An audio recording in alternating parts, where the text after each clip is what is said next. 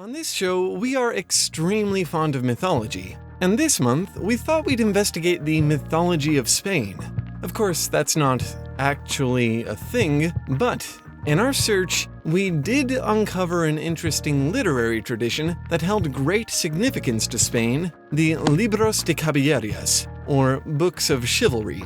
Unlike the later chivalric novel, which dealt with the deeds and biographical material of actual knights, these books were full of monsters and fantastical realms, heroes of superhuman strength and prowess.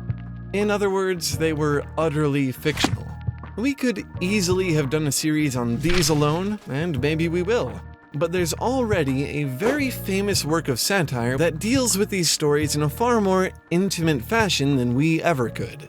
If you've ever taken a class on world literature or even looked at a top 10 must-read list, you probably already know that we're talking about the famous novel Don Quixote by Miguel De Cervantes Saavedra.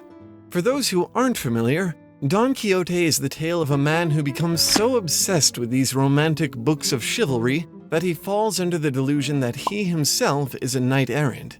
The novel's first part details his first and second sallies into his new chivalric world. He finds for himself a steed, a squire, and a princess to complete the illusion, and then embarks on a quest to do very little. At first, he mostly makes a fool of himself, engaging in small imaginary skirmishes. He acquires the mythical helm of Mambrino, which is actually just a basin he wears on his head. He gets into a number of losing battles with random travelers, mistaking them for rogues, and most famously, he charges at a windmill thinking it's a giant and gets knocked from his horse by one of its sails. Despite all of this, he manages to involve enough people in his fantasies to create some actual results. The climax of the first part hardly involves Quixote's blunders at all, focusing on a group of lovers who are able to reunite because his delusions brought them together. In the second part, we rejoin Don Quixote after a month-long hiatus. He embarks on his third and final sally, but this time things have changed. This time around, Quixote doesn't cause nearly so much mischief. Instead, over and over, he finds himself the butt of jokes and cruelties.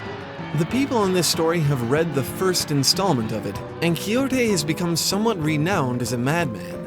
He's invited to the court of a duke and duchess who find no end of pleasure in playing with his madness. He's paraded through the streets of Barcelona as, he thinks, a hero. And finally, he's defeated by a false knight. All throughout, we feel his chivalric spirit fading away. Slowly, the role of leader drifts from him to his squire, Sancho Panza, who transforms from a bumbling peasant into something competent and eloquent. By the story's end, Quixote is so weak and disillusioned that he falls ill, renouncing his knighthood altogether. But before he dies, his friends, the priest, the barber, and the false knight Samson Carrasco, who had all been trying since the story's start to get him to abandon his quest, beg him not to. Unfortunately, it's too late, and this is where his story ends. Of course, this is a thoroughly abridged synopsis of the story. There is a lot more to this novel beyond the plot and even the characters themselves. Don Quixote is known for being a satire, which means that it employs irony, exaggeration, ridicule, or humor to provide a criticism of something. But it's not just a satire. It's two competing satires in the same story. It's an example of what we call a frame story. That is, a story told within the diegetic framework of another story. We have the main story, Don Quixote, his exploits, and how they affect the people around him, and then a sort of encompassing super story on top of it. Miguel De Cervantes tries to enforce the idea that the story is actual history by narrating through the voice of a fictional Moorish translator, Cide Hamete Benengeli, who is supposedly reading the material from Arabic parchments. Not only that, but in the author's preface, Cervantes interrupts himself to insert a quote from a likely fictional friend of his. Both of these characters, and apparently Cervantes himself, carry an overwhelmingly negative opinion of the romantic literary traditions of Spain, specifically those books of chivalry we mentioned earlier. In the words of Cervantes' friend, the author's purpose in writing this story was the fall and destruction of that monstrous heap of ill-contrived romances which, though abhorred by many, has so strangely infatuated the greater part of mankind. Looking at the hyper-vitriolic language Cervantes uses to describe romantic literature, it's easy to assume that Don Quixote is a satire of those books of chivalry. But if you pay very close attention, you begin to notice a contradiction. There's a disparity between the authorial input and the subtext of the story itself. The character of Don Quixote is Cervantes' representation of Spain's romantic traditions, embodied by his mimicry of the Libros de Caballerías. Though he appears to be inept, ineffectual, in some cases minorly harmful, the final result of his adventures is positive. He brings lovers together, provides simple joy and entertainment to a great many people, even helps his closest and most involved friend, his squire Sancho Panza, to discover himself and embrace his place in the world. Quixote becomes a genuinely sympathetic character by the novel's end, and the cruelty of his audience, represented by the Duke and Duchess, become the subject of criticism. So it's a framed story whose nested tales are actually two layers of competing satire. The superstory, Cervantes and his fictional translator, provides a very forthright criticism of the negative qualities of romantic literature. The main story, on the other hand, shows us how positive the influence of romance can be and, ironically, provides a criticism of its critics. It might seem like a strange juxtaposition. Obviously, we're big fans of romantic literature here, but it makes a lot of sense for the historical context of the story.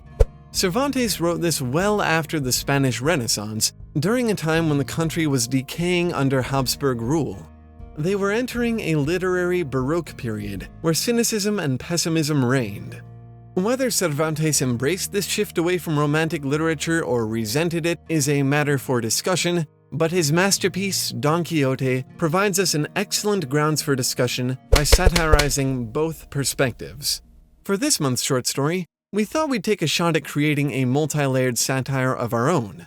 Like Cervantes, we'll try to set our authorial input at odds with our story's subtext to create two competing satires at once. It sounds daunting, but it should be an interesting challenge nonetheless.